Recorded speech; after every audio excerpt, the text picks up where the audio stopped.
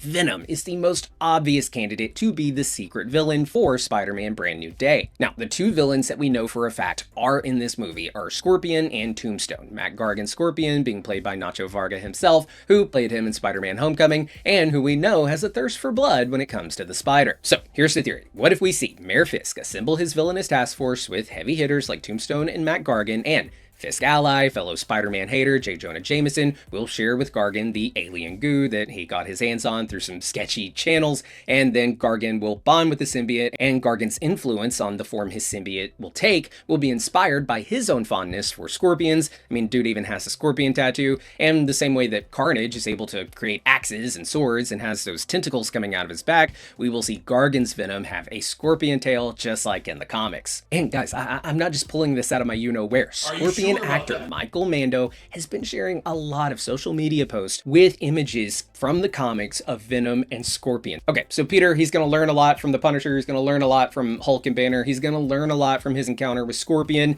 and then once he does beat Scorpion, he will contain the Venom suit. He'll put it like in some kind of vial, and he'll keep it stored away like somewhat safe in his apartment. What if in the post-credit scene for Brand New Day, they set up Doomsday, or maybe not even in the post-credit scene, maybe in just the final like moments of the film, we could see the Fantastic Four rocket entering the atmosphere like in Thunderbolts, so he decides to leap into action, but just as he's about to jump out the window, he recalls the last time he went to encounter a spaceship in New York. He wound up in deep space, and it was his Iron Spider suit that made it possible for him to do that. But Peter doesn't have that Iron Spider suit anymore. And after a movie of Peter likely getting his ass handed to him a few times by Hulk and Venom, and him remembering his battles with Thanos, Peter would understandably feel nostalgic for a more advanced suit, and perhaps be tempted to go into his closet and get that symbiote suit out.